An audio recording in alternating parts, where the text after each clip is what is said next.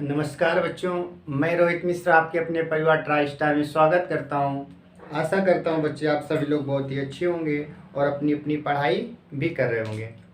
तो बच्चों, यूपी लेखपाल की बात करें तो वहां पर यूपी जे की आपकी पूछी जाएगी। तो मैंने पिछले वीडियो में आपको यूपी में जो डांस होते हैं यानी कि जो फोक डांस होते हैं और अपने यूपी में एक क्लासिकल डांस भी होता है, इसके बारे में मैंने आपको बताया था। और आज हम यूपी जीके में पढ़ने वाले हैं उत्तर प्रदेश की जनजातियां। जो उत्तर प्रदेश में जनजातियां पाई जाती हैं, जो इनकी एसटी संख्या होती है, तो यूपी में किस प्रकार से जातियां पाई जाती हैं, कौन कौन सी पाई जाती हैं, इनके रहने का किस हिसाब से ये रहा करते हैं, इनका भोजन क्या होता है, इनकी भाषा क्या होती है, ये सारी चीज़ें हम देखने वाले हैं। तो सबसे पहले बात करेंगे ये अनुसूचित जनजाति बोलते किसे हैं। अनुसूचित जनजाति उसे बोला जाता है जो हमारे यहाँ सबसे पिछड़ा होता है, जो सबसे ज़्यादा, उसे बोला जाता है जनजाति। तो ऐसे लोग, ऐसे क्षेत्रों में रहने वाले जो सबसे पिछड़े वर्ग के लोग होते हैं, उनको अपने देश में जनजाति के नाम से जाना जाता है। और सरकार के द्वारा इन्हें सब तरीके से, यानी हर एक विभाग की बात करें, इन्हें आरक्षण भी दिया जाता है। यानी कि सरकार के द्वारा सारे इनके लिए प्रयास किए जाते हैं, इनके विकास के लिए प्रयास किए जाते हैं। तो उत्तर प्रदेश में जनजातियों की संख्या किस प्रकार से है और वो अपने हिसाब से किस प्रकार से इनका रहन सहन होता है, ये सारी चीज़ें देखने वाले हैं। उनका भोजन क्या होता है, उनके कुछ ऐसी जनजातियां होती हैं जैसे अपने हम दिवाली मनाते हैं तो उस दिवाली को शौक के रूप में मनाते हैं, तो ऐसा क्यों होता है, वो सारी चीज़ें हम देखने वाले हैं। तो आज हम बात करने वाले बेसिकली किसकी, उत्तर प्रदेश की जो जनजातियां होती हैं, यूपी की जनजातियों की बात करेंगे। उत्तर प्रदेश की जनजातियां आपको पता होगा कि कोई भी फॉर्म निकलता है, कोई भी वैकेंसी आती है, उसमें जनजातियों के लिए विशेष आरक्षण दिया जाता है। उन्हीं के विषय में हमें क्या करना है, पढ़ना है। तो उत्तर प्रदेश की जनजातियों के बारे में बात करेंगे। इन्हें इंग्लिश में क्या बोला जाता है, एसटी बोला जाता है, ठीक है, ट्राइब्स बोला जाता है। तो चलिए बात करेंगे यूपी की जनजातियों की बात करेंगे। तो इसमें बेसिकली आपको याद क्या रखना है, सबसे पहले तो कुछ इसके हम बैकग्राउंड की बात करेंगे कि जनजातियों, सबसे पहले इसके बारे में किसने बताया और जनजातियों को कुछ लोगों ने क्या किया, एक नाम दिया। तो किस व्यक्ति ने जनजाति को किस नाम से संबोधन किया, वो भी हम देखने वाले हैं। उत्तर प्रदेश में कैसे विकास हुआ, वो भी देखने वाले हैं। तो सबसे पहले बात करेंगे कि जनजातियों के बारे में बताने का प्रयास किसने किया। तो पहला ही क्वेश्चन बनेगा कि बताइए जनजातियों के बारे में बताने का प्रयास किसने किया। तो आप कहेंगे ए.वी. ठक्कर ने सबसे पहले हमें जनजातियों के बारे में बताने का प्रयास किया। इन्हें एक और नाम से जानते हैं, याद रखेंगे, ठक्कर वापा के नाम से भी जानते हैं। तो आपके एग्जाम में ठक्कर वापा भी लिख कर आ सकता है, तो ये पॉइंट याद रखेंगे। सबसे पहले जनजातियों के बारे में किसने बताया, किसने प्रयास किया, तो आप कहेंगे ए.वी. ठक्कर ने या ठक्कर वापा ने बताया, ठीक है। और इन्होंने क्या बताया था, इन्होंने बताया था कि इनका कहना था कि ये जो जनजातियां हैं, इन्होंने बताया क्या, इन्होंने बताया कि जनजातियां क्या है। तो इन्होंने बताया था, यहाँ पर लिख दे रहे हैं, यहाँ पर समझेंगे। इन्होंने क्या नाम दिया, तो याद रखेंगे ए.वी. ठक्कर बाबा की बात करें, ठक्कर की, इन्होंने इन जनजातियों का कौन सा नाम दिया, तो आप कहेंगे इन्होंने कहा आदिवासी। ये आपसे क्वेश्चन पूछा जाएगा कि बताइए जनजातियों को आदिवासी किसने कहा, जनजातियों को आदिवासी किसने कहा, तो आप बताएंगे ए.वी. ठक्कर ने कहा। इन्होंने क्या कहा, आदिवासी के नाम से संबोधित किया। दूसरे व्यक्ति हमारे आते हैं, गियर्सन साहब आते हैं। अगला क्वेश्चन कि बताइए गियर्सन साहब ने इन जनजातियों को किस नाम से संबोधित किया। तो इन्होंने क्या कहा था, इन्होंने कहा था पहाड़ी जनजाति। क्या बोला था, पहाड़ी जनजाति के नाम से संबोधित किया। इन्होंने कहा पहाड़ी जनजाति, ठीक है। तो अगला क्वेश्चन आएगा कि जनजातियों को पहाड़ी जनजाति किसने कहा, तो आप कहेंगे गियर्सन साहब ने कहा। तीसरे व्यक्ति आते हैं घुरे। कौन आते हैं? तो आप कहेंगे तीसरे व्यक्ति आते हैं घुरे। इन्होंने किस नाम से संबोधित किया? इन्होंने कहा पिछड़ा हिंदू। क्या बोला इन्होंने कहा पिछड़ा हिंदू, पिछड़ा हिंदू। तो 3 क्वेश्चन हमारे यहाँ से बन जाएंगे कि किस व्यक्ति ने जनजाति को किस नाम से संबोधित किया। आपको 3 नाम याद रखने हैं। एक तो ठक्कर को याद रखना है, भी ठक्कर को, दूसरे गियरसन आते, तीसरे घूरे साहब आते। ठक्कर ने क्या बताया? इन्होंने बताया कि आदिवासी हैं। गियरसन ने क्या बताया? इन्होंने कहा कि ये क्या है, ये पहाड़ी जनजातियां हैं। और घूरे ने कहा ये तो पिछड़े हिंदू हैं। ठीक है। और प्रयास किसने किया? तो आप कहेंगे ए.वी. ठक्कर ने प्रयास किया। ये तो बेसिक था, ये आपको याद रखना है। ठीक है। और अगला क्वेश्चन, क्या जनजातियों के बारे में हमारे संविधान में लिखा गया है? क्या लिखा गया? तो किस आर्टिकल में? आप बताएंगे बिल्कुल लिखा गया है। एसटी का जिक्र बताइए। एसटी का मतलब क्या? आप बताएंगे जनजाति, अनुसूचित जनजातियां। ठीक है। तो जनजातियों की बात करेंगे तो जनजाति का जिक्र कहाँ पर है? तो आप कहेंगे इसका जिक्र किस अनुच्छेद में? तो आप कहेंगे इनका जिक्र है हमारे भारतीय संविधान के अनुच्छेद 342 में। कहाँ पर? 342 में। अनुच्छेद 342 क्या बताता है? अनुच्छेद 342 जनजातियों के बारे में बताता है। ठीक है। अनुच्छेद 342 किसके बारे में बताता है? आप बोलेंगे जनजातियों के बारे में बताता है। तो इस चीज को हमें अपनी क्लास में ही याद करना है। तो फिर से एक बार सुनेंगे, जनजातियों के बारे में बताने का प्रयास किसने किया? तो आप कहेंगे ए.वी. ठक्कर ने। ए.वी. ठक्कर ने किस नाम से संबोधित किया? तो आप बोलेंगे इन्होंने कहा क्या? इन्होंने किस नाम से संबोधित किया? तो आप कहेंगे इन्होंने आदिवासी बोला। दूसरे व्यक्ति आते हैं गियरसन। गियरसन ने क्या कहा? इन्होंने कहा ये पहाड़ी जनजातियां हैं। तीसरे व्यक्ति घूरे साहब आते हैं। घूरे साहब ने इनको कहा ये पिछड़े हिंदू है। इनका जिक्र किस संविधान के किस आर्टिकल में? तो आप कहेंगे संविधान के आर्टिकल 342 में इनका जिक्र है। ठीक है। इतनी चीजें क्लियर हो गई होंगी। अब चलते हैं आगे, और ये सारी चीजें हम क्या करेंगे, क्लास में याद करेंगे। ठीक है। सारी चीजें आपको यहीं पर याद हो जाएंगी। आप एक बार पूरा वीडियो देखिए, सारी आपके जो भी डाउट होंगे वो क्लियर हो जाएंगे। और वो सारी चीजें केवल इंपॉर्टेंट पॉइंट बताए जाएंगे जो हमारे एग्जाम के लिए महत्वपूर्ण है। अब चूंकि हमें यूपी की जनजातियां पढ़नी है तो यूपी के बारे में पढ़ेंगे। तो याद रखेंगे, उत्तर प्रदेश की बात करेंगे तो 2003 से पहले उत्तर प्रदेश में 2003 से पहले इनकी संख्या कितनी थी? तो आप कहेंगे इनकी संख्या 2 हुआ करती थी। कितनी हुआ करती थी? आप कहेंगे 2 हुआ करती थी। नंबर 1 में थारू जनजाति, नंबर 2 में बोक्सा जनजाति। तो आपसे क्वेश्चन पूछा जाएगा कि बताइए 2003 से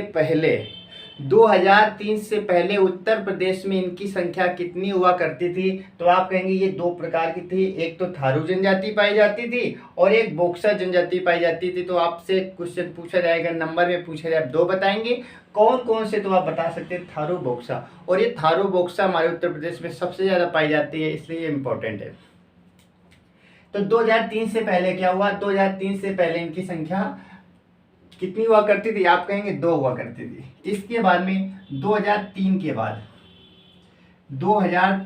बाद 2003 से पहले तो 2 हुआ करते थे, लेकिन 2003 के बाद अब क्या हुआ? अब इनकी संख्या में बदलाव कर दिया गया।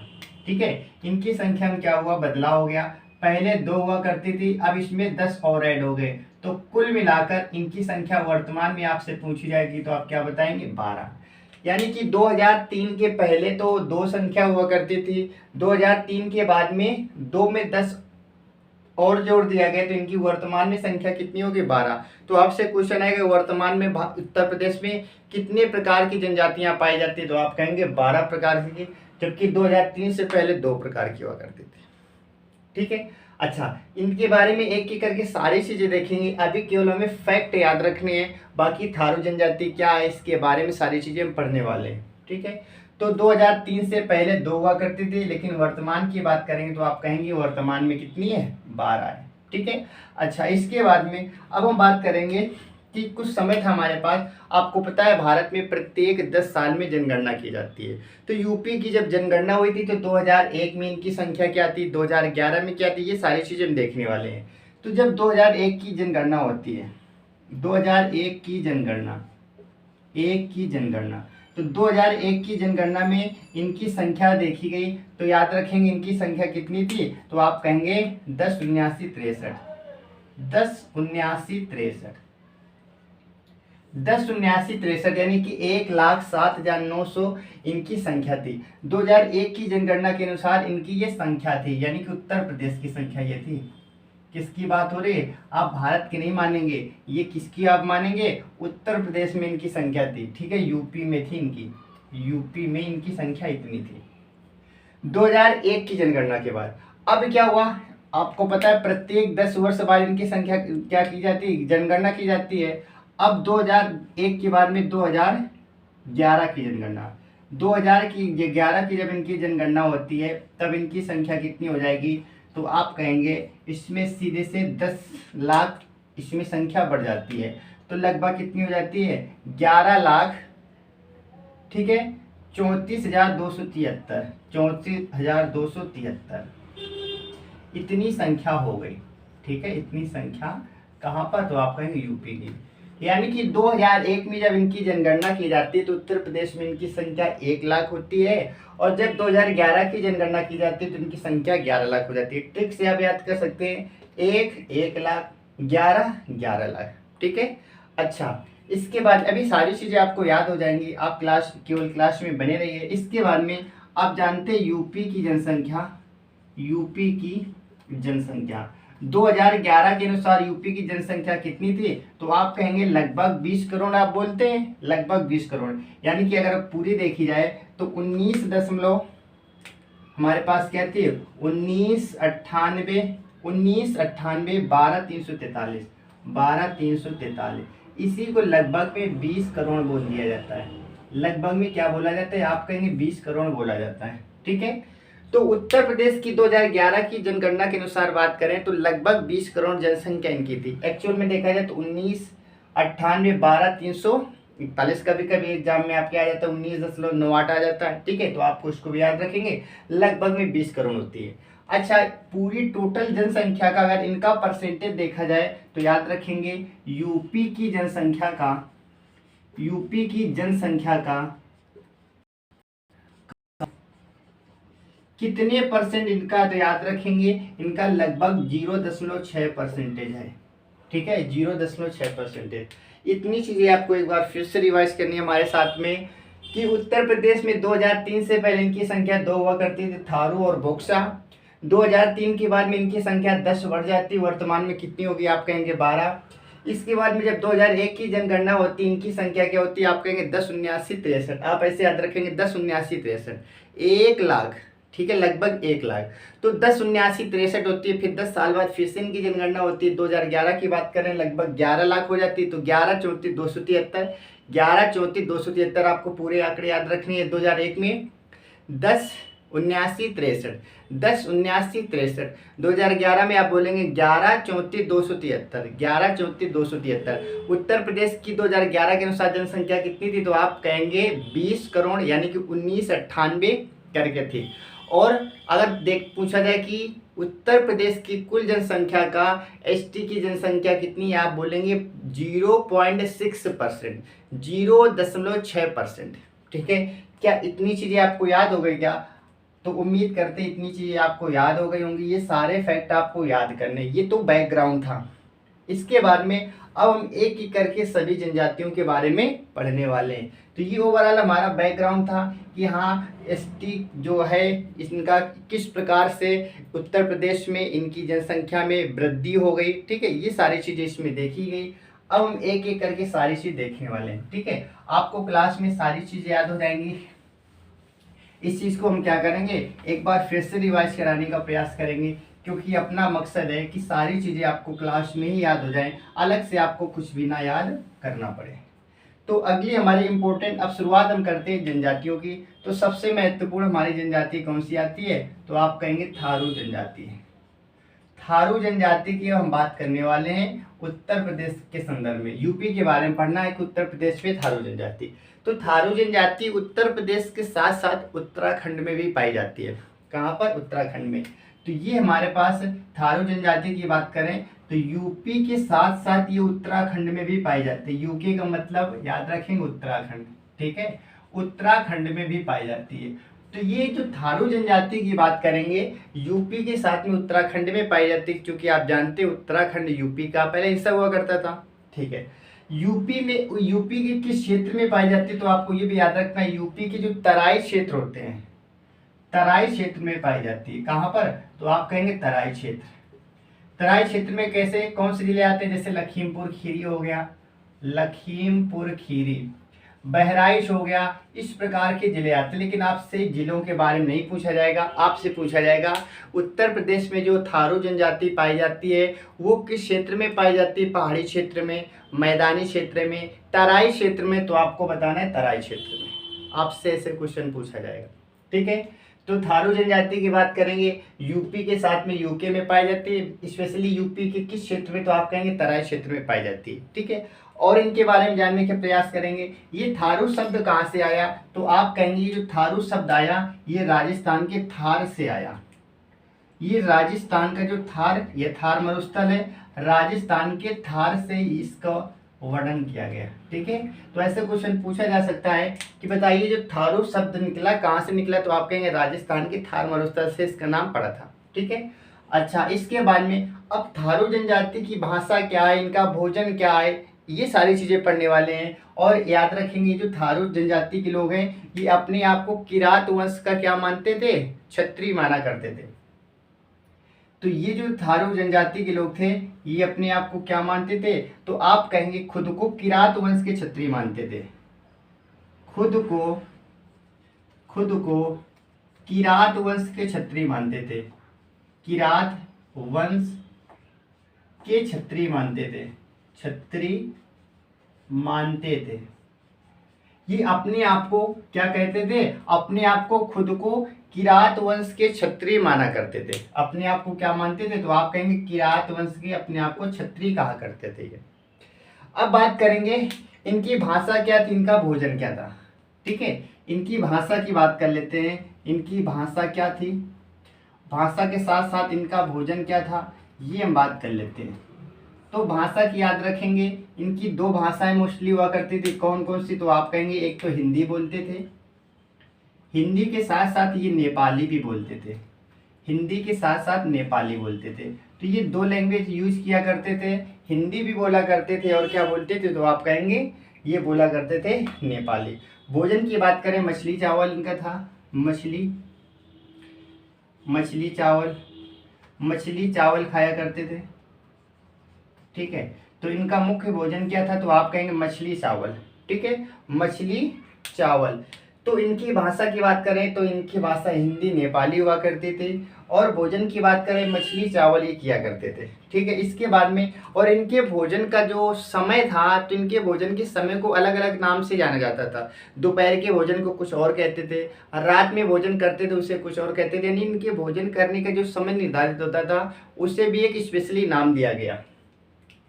तो भोजन की बात करें, सुबह का भोजन को ये लोग क्या कहा करते थे? जो सुबह का भोजन था,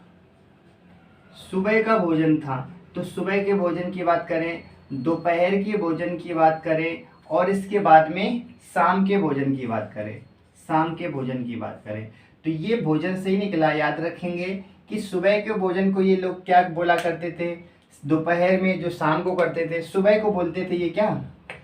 कलेवा बोला करते थे। क्या? कलेवा बोला करते थे। सुबह का भोजन इनका क्या कहलाता था? कलेवा कहलाता था। दोपहर का ये बोला करते थे मिजनी। क्या बोलते थे? मिजनी। इनके दोपहर के भोजन को मिजनी कहा जाता था, जबकि जो शाम का हुआ करता था जिसे बोलते थे वेरी। क्या बोलते थे? वेरी। इस पॉइंट को भी आपको याद रखेंगे कि सबसे पहले इनकी भाषा क्या थी? आप कहेंगे हिंदी के साथ में नेपाली। भोजन इनका क्या था? तो आप कहेंगे भोजन इनका था मछली चावल। सुबह जब भोजन किया करते थे बोला करते थे कलेवा, दोपहर के भोजन को मिजनी कहा जाता था और शाम के भोजन को वैरी कहा जाता था। बताइए कि इतनी चीज़ें समझ आ गई क्या? ये हमारी थी थारू जनजाति, और इसके बारे में कुछ पॉइंट्स हम देखने वाले हैं। और इनमें क्या खास पॉइंट है? इनमें और खास पॉइंट ये है कि विधवा विवाह प्रचलित होता था। इनके यहाँ विधवा विवाह भी हुआ करता था। तो याद रखेंगे, तो विधवा विवाह प्रचलित था, प्रचलित है, ठीक है, विधवा विवाह प्रचलित है। यानी कि इन लोगों में भी क्या होता है, विधवा विवाह प्रचलित है। इसका मतलब विधवा कोई लड़की, ठीक है, जिसका हस्बैंड एक्सपायर हो जाता है तो वो दूसरी शादी भी कर सकता है, तो इसी को बोलते हैं विधवा विवाह प्रचलित। तो इनके यहाँ विधवा विवाह प्रथा भी इनके यहाँ पर होती है, ठीक है।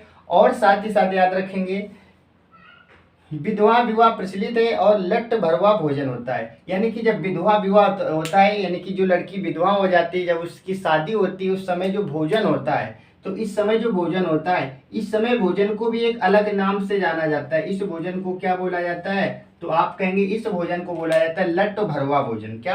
लट्ट भरवा, लट्ट भरवा, लट्ट भरवा भोजन कहा जाता है, ठीक है। ये सारे पॉइंट आपसे पूछे जाते हैं, तो एक एक चीज हम देखने वाले। लट्ट भरवा भोजन कहा जाता है। और एक बात इनमें खास बात क्या है, जो दिवाली अपने यहाँ, हम लोग दिवाली को बहुत ही अच्छे धूमधाम से मनाते हैं। दिवाली को अपना त्यौहार सबसे बड़ा मनाते हैं, होली दिवाली, ये तो हमारे सबसे बड़े त्यौहार में आते हैं। तो दिवाली को ये लोग शोक के रूप में मनाते हैं। शोक जानते हैं, शोक का मतलब होता है दुख के रूप में। हम लोग उत्सव मनाते हैं, जबकि ये लोग क्या करते हैं, ये शोक के रूप में इसे मनाते हैं। शोक के रूप में, शोक के रूप में मनाते हैं, ठीक है। और अगला पॉइंट, उत्तर प्रदेश में सबसे ज्यादा जनसंख्या इनकी पाई जाती है। यूपी में, क्योंकि यूपी में कुल मिलाकर 10-12 जनजातियां हमारे यहाँ रहती हैं, सबसे ज्यादा जनसंख्या इन्हीं की है। तो सर्वाधिक इनकी संख्या है, सबसे ज्यादा जनसंख्या इनकी, सबसे ज्यादा इनकी सबसे ज्यादा जनसंख्या है, ठीक है, जनसंख्या है। तो इतनी चीजें हमें क्या है, इसके बारे में पढ़नी। किसके बारे में? थारू जनजाति के बारे में। तो थारू जनजाति के बारे में इतने सारे पॉइंट हमें याद रखने हैं। चलिए एक एक करके हम इन पॉइंटों को याद करने का प्रयास करते हैं। सबसे पहले थारू जनजाति की बात करें, उत्तर प्रदेश के साथ में उत्तराखंड में पाई जाती है। और ये उत्तर प्रदेश के किस क्षेत्र में पाई जाती है? आप कहेंगे तराई क्षेत्र में पाई जाती है। अगर आर्टिकल आपसे पूछा जाए तो 342 आपको याद होगा। अब बात करेंगे कि जो ये थारू जनजाति है, ये खुद को किरात वंश का शासक, किरात वंश का वंशज मानते थे। अगला पॉइंट क्या है, इनका भोजन की बात करें, इनकी अगर भाषा की बात करें, इनकी भाषा कौन सी हुआ करती, तो आप कहेंगे हिंदी के साथ में नेपाली भी बोलते थे। इनके भोजन की बात करें तो आप कहेंगे भोजन में मछली और चावल खाया करते थे। लेकिन भोजन का करने का जो समय हुआ करता था, ये अलग अलग नामों से जानते थे उसे। सुबह के भोजन को बोला करते थे क्या? कलेवा। दोपहर के भोजन को मिजनी कहा करते थे, शाम के भोजन को बैरी बोलते थे। आप जानते हैं जब शादी होती है तो शादी में सुबह कलेवा होती है, तो आप सुबह के भोजन को कलेवा से रिलेट कर सकते हैं। तो सुबह का भोजन कलेवा, दोपहर में मिजनी, शाम को बैरी। सुबह कलेवा, दोपहर में मिजनी, शाम को बैरी। और इनके यहाँ विधवा विवाह भी प्रचलित था। लेकिन जो विधवा विवाह जब शादी हुआ करती थी, इनके यहाँ जो भोजन बनता था, उस भोजन का भी एक नाम दिया गया, उसका नाम था लट्ट भरवा भोजन। लट्ट भरवा भोजन याद रखेंगे। सुबह के भोजन को कलेवा, दोपहर के भोजन को मिजनी और शाम के भोजन को बैरी। और विधवा विवाह के समय जो भोजन हुआ करता था उसे बोलते लट्ट भरवा भोजन। उत्तर प्रदेश में सबसे ज्यादा 12 जनजातियां पाई जाती हैं। इनमें सबसे संख्या ज्यादा किसकी, तो आप कहेंगे इन्हीं की जनसंख्या सबसे ज्यादा है, ठीक है। और इसके बाद में मैंने सारी चीजें आपको बता दी। अब एक पॉइंट और याद रखेंगे, आपसे पूछा जाएगा निम्न में से कौन सी ऐसी जनजाति है जो दिवाली को शोक के रूप में मनाती, तो आप कहेंगे थारू जनजाति। थारू जनजाति, इनके यहाँ एक ऐसे व्यक्ति थे कि दिवाली वाले दिन इनके यहाँ वो क्या होते हैं, एक्सपायर हो जाते हैं। तो जिस कारण से ये क्या करते हैं, इसे शोक के रूप में मनाया करते हैं। इतनी सारी चीजें क्या आपको क्लियर हो गई क्या? आई होप आपको सारी चीजें क्लियर हो गई होंगी। थारू शब्द कहाँ से निकला, आप कहेंगे राजस्थान के थार से निकला। तो मैंने इसमें जितने सारे पॉइंट्स बन सकते थे वो सारी चीजें आपको बताई, और ऐसा ठीक है। तो इसमें एक भी पॉइंट आपको मिस नहीं करना है। इसमें वही पॉइंट लिखे जा रहे हैं जो एग्जाम में आते हैं, और ये सारे क्वेश्चन पूछे भी गए हैं, ठीक है। तो हमें इसमें एक भी पॉइंट मिस नहीं करना, सारी चीजें आपको याद रखनी है, ठीक है। तो आशा है कि आपको सारी चीज़ें याद हो गई होंगी और साथ ही साथ आपको याद करते हुए चलना है। एक बार हम क्या करेंगे, क्लास खत्म होने से पहले एक बार हम क्या करेंगे, इसका फिर से रिवीजन कराएंगे, जिससे सारी चीज़ें आपको याद हो जाएंगी। आपको पता होगा कि जब सारी चीज़ पढ़ाने के बाद में लास्ट में 2 मिनट में हम रिवाइज कराते हैं, जिस कारण से क्या होता है कि सारी चीज़ें आपको याद हो जाती हैं। ठीक है, तो आप जानते हैं कि प्रैक्टिस सबसे महत्वपूर्ण होती है। किसी चीज़ की आप प्रैक्टिस करते रहेंगे तो कभी भूलने वाले नहीं है। तो ये हमारी थी कौन सी, आप कहेंगे थारू जनजाति। थारू जनजाति हमारी समाप्त होती है। अगली जनजाति कौन सी आती है, आप कहेंगे बोक्सा। बोक्सा जनजाति, बोक्सा जनजाति को कभी कभी बोक्सा लिखा होता है, कभी कभी बुक्सा लिखा होता है, और कभी कभी क्या लिखा होता है, भोक्सा भी लिखा होता है। याद रखेंगे ये तीनों चीजें एक ही होती हैं, केवल कहीं कहीं पर अलग अलग लिखा जाता है, लेकिन होती तीन चीजें एक ही हैं। बोक्सा बोले, बुक्सा बोले या भोक्सा बोले, है एक ही चीज। ठीक है, तो ये लिखा जाता है अलग अलग, लेकिन होता सब एक ही चीज है।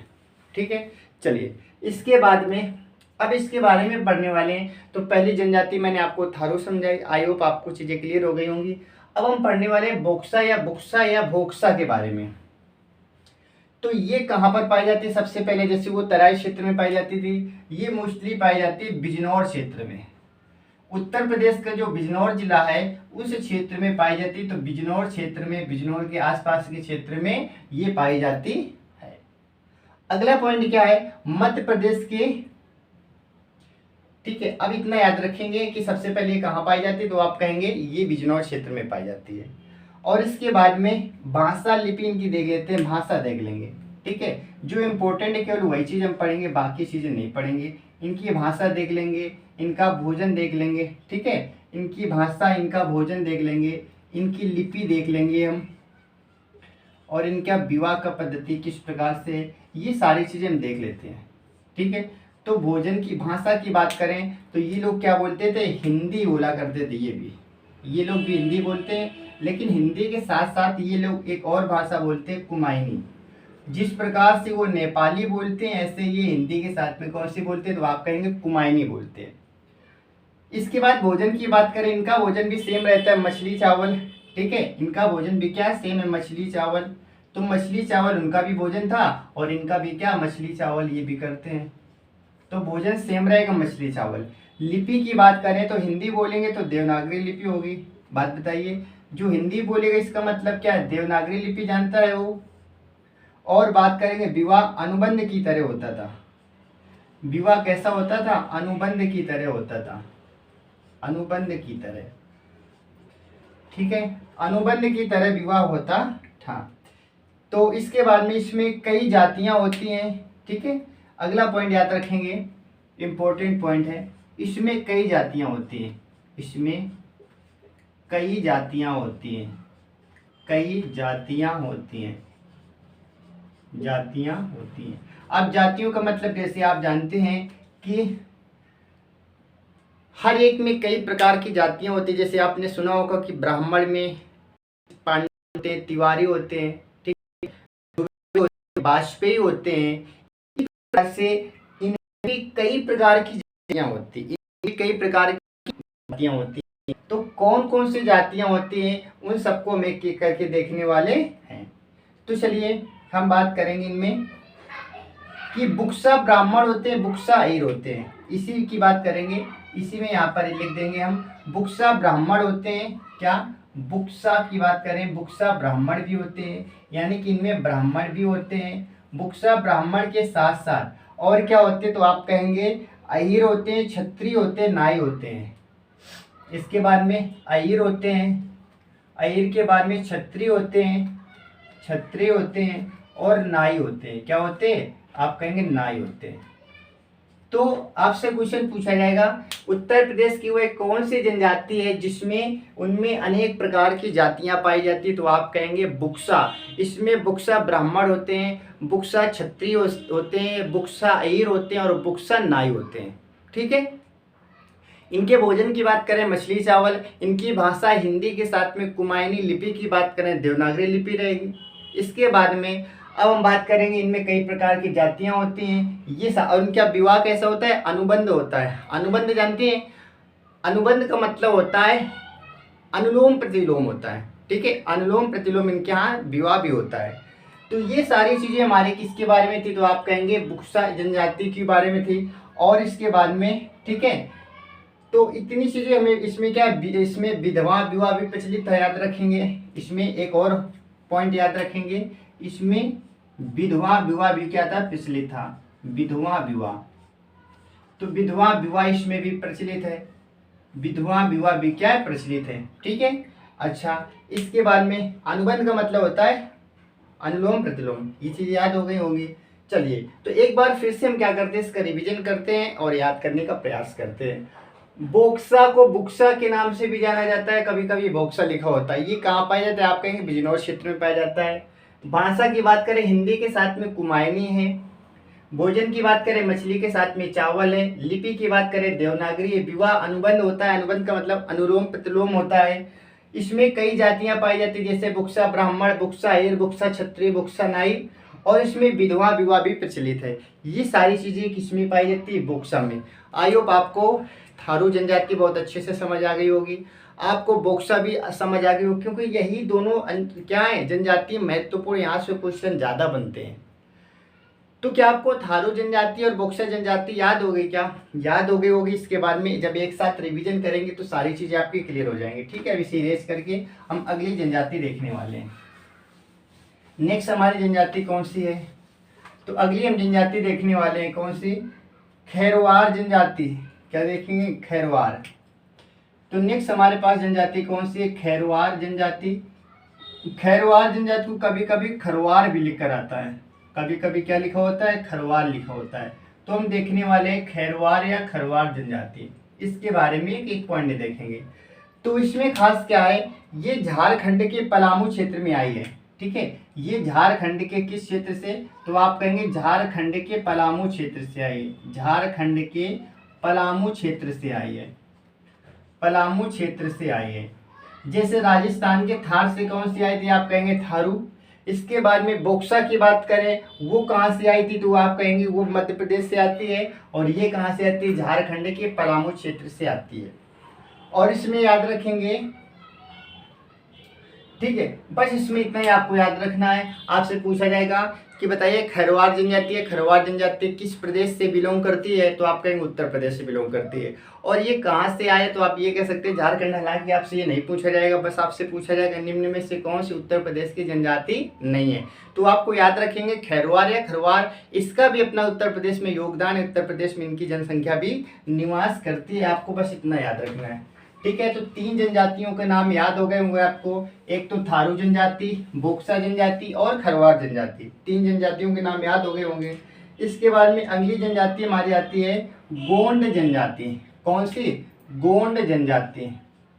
तो अगली हमारे पास आती है गोंड जनजाति।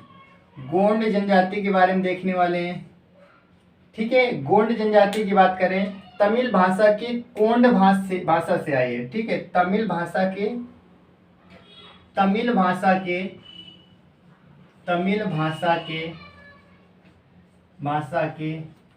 भाषा कोंड से आई है। भाषा इनकी कौन सी थी, कोंड।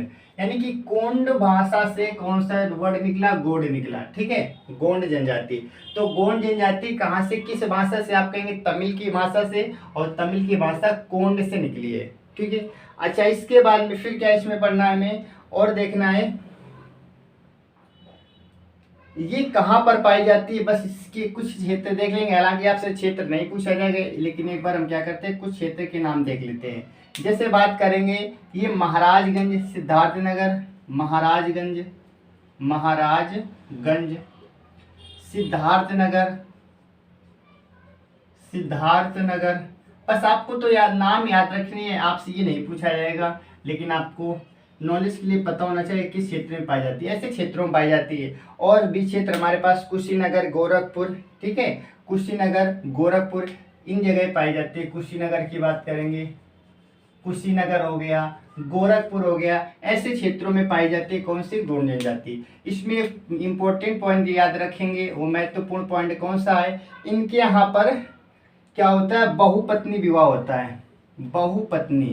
बहुपत्नी विवाह भी क्या प्रचलित है, बहुपत्नी विवाह। याद रखेंगे जैसे उन दोनों में विधवा विवाह प्रचलित था, इनमें कौन सा प्रचलित है, तो आप कहेंगे बहुविवाह। बहुविवाह का मतलब यानी कि बहुपत्नी, एक ही आदमी कई पत्नियां रख सकता है, एक व्यक्ति एक से ज्यादा पत्नी रख सकता है, इसी को बोलते हैं बहुपत्नी। यानी कि गोंड जनजाति में कोई व्यक्ति एक से ज्यादा अपनी पत्नी को रख सकता है। ये प्रथा किसमें प्रचलित है, तो आप कहेंगे गोंड जनजाति में। आपसे क्वेश्चन पूछा जाएगा कि उत्तर प्रदेश की वह कौन सी जनजाति है जिसमें बहुपत्नी प्रथा प्रचलित है, एक आदमी कई सारी पत्नियां रख सकता है, तो आप कहेंगे गोंड जनजाति। ठीक है, तो गोंड जनजाति में ये क्या है, प्रचलित है। इतने पॉइंट आपको याद रखेंगे। तो ये चौथी जनजाति थी, पहली थारू, बोक्सा, खरवार और गोंड जनजाति। 4 के विषय में मैंने आपको सिखाया और आई होप आपको याद भी हो गया होगा। इसके बाद में देखिए सारी चीज़ें तो मैं नहीं पढ़नी, लेकिन हमें उतनी चीज़ें जरूर पढ़नी है जो हमारे एग्जाम में पूछी जाती है। ठीक है, अगली हमारे पास आती है बैगा जनजाति। कौन सी, तो आप कहेंगे नेक्स्ट हमारे पास आती है बैगा जनजाति। बैगा जनजाति, बैगा जनजाति में खास क्या है, इसके बारे में देखने वाले हैं। तो बैगा जनजाति में याद रखेंगे, और बैगा जनजाति का मतलब क्या होता है, याद रखेंगे इसका मतलब यानी कि इसका अर्थ क्या होता है, तो आप कहेंगे इसका अर्थ होता है पुरोहित। आपसे क्वेश्चन पूछा जाएगा किस जनजाति का अर्थ होता है पुरोहित, तो आप कहेंगे बैगा जनजाति। तो बैगा जनजाति का मतलब क्या होता है, अर्थ क्या होता है, आप कहेंगे पुरोहित होता है। ठीक है, इसके बाद में सोनभद्र में पाई जाती है। ये जनजाति कहाँ पाई जाती है, तो आप कहेंगे सोनभद्र जिले में पाई जाती है। सोनभद्र जिले में ये जनजाति पाई जाती है। ठीक है, और इसमें याद रखेंगे आपको, ठीक है,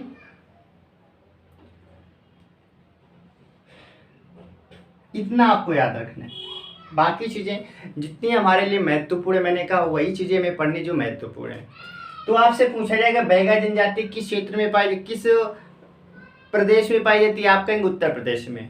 और इसे पुरोहित, इसका अर्थ क्या होता है, पुरोहित होता है। और साथ ही साथ ये किस जिले में पाई जाती है, आप कहेंगे सोनभद्र जिले में पाई जाती है। ठीक है, उत्तर प्रदेश के सोनभद्र जिले में ये पाई जाती है। नेक्स्ट हमारे पास आती है चेरो जनजाति। कौन सी, तो आप कहेंगे चेरो जनजाति।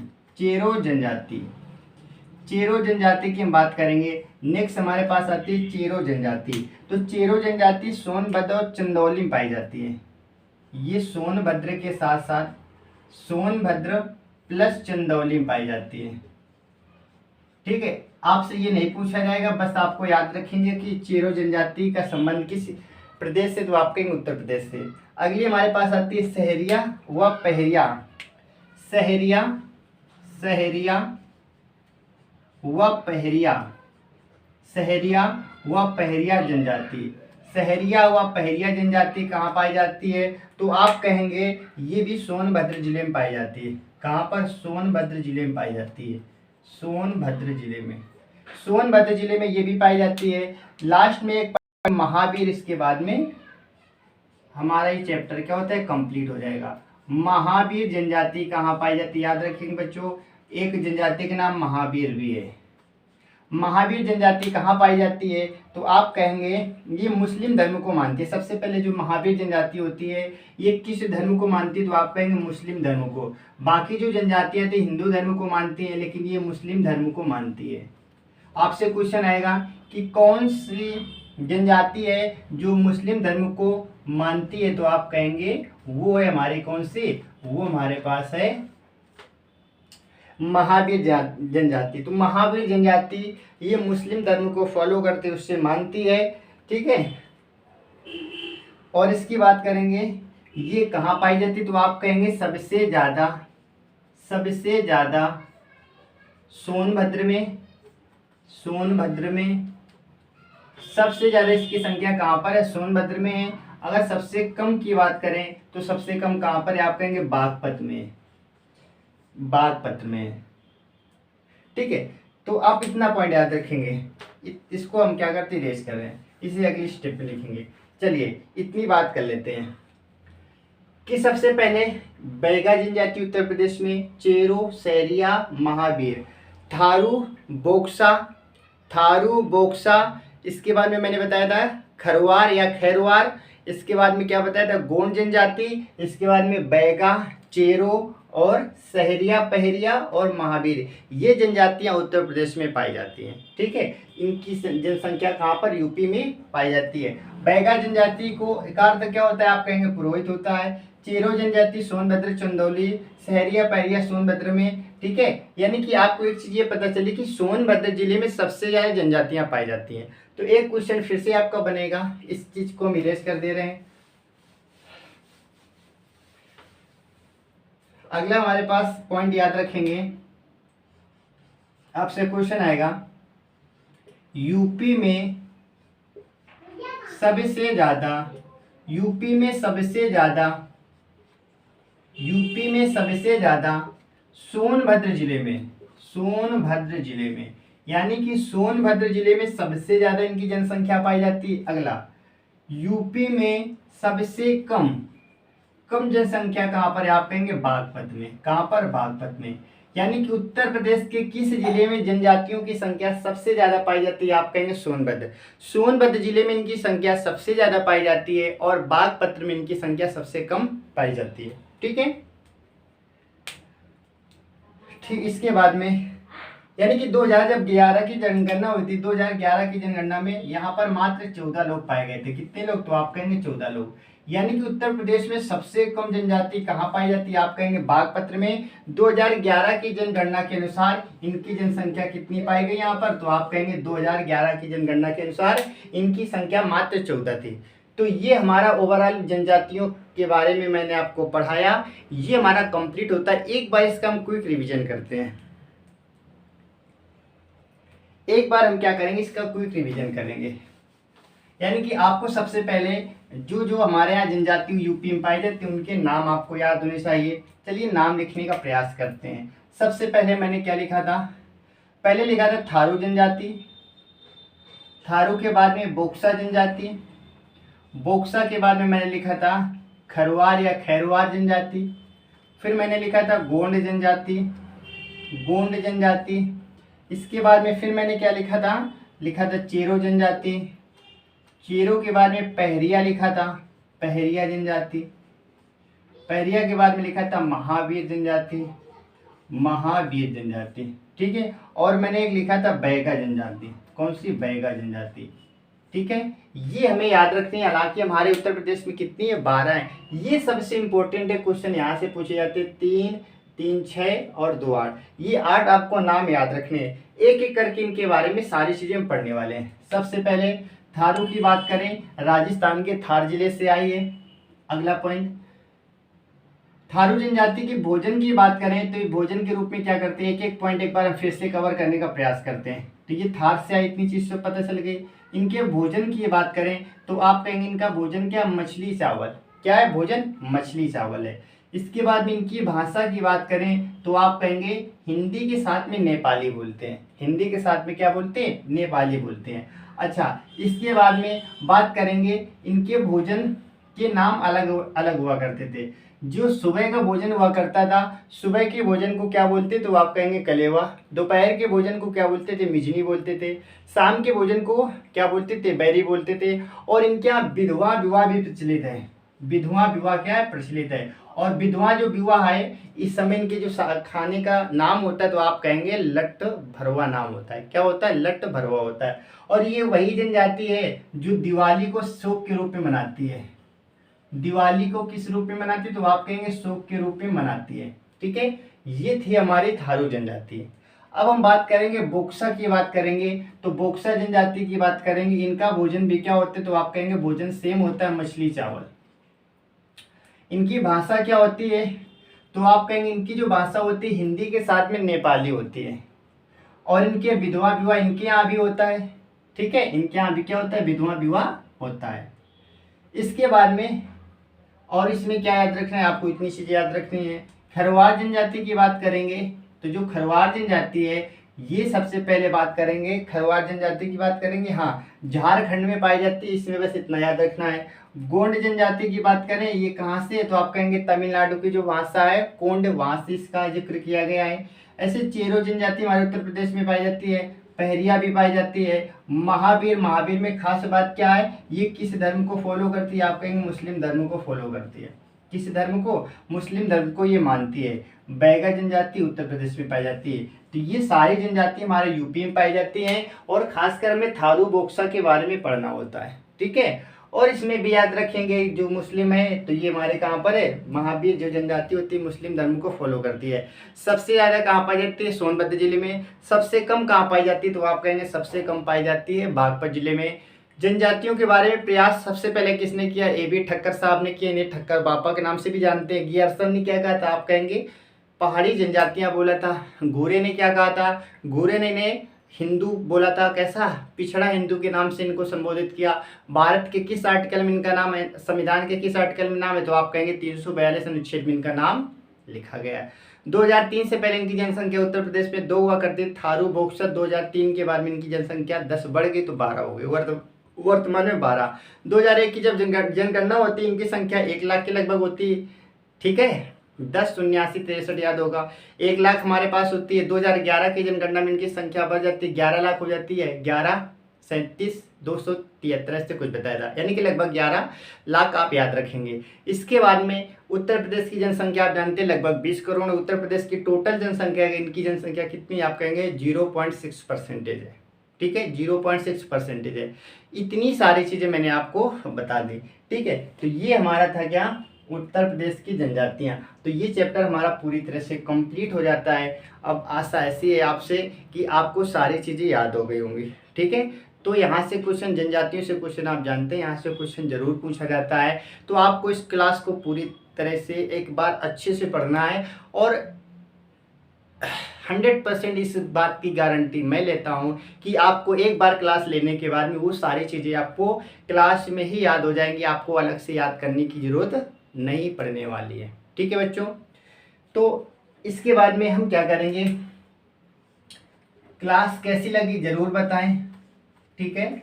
और हम क्या करेंगे, आपसे लेंगे विदा और अपनी अगली क्लास में हम लोगों की मुलाकात होगी, ठीक है।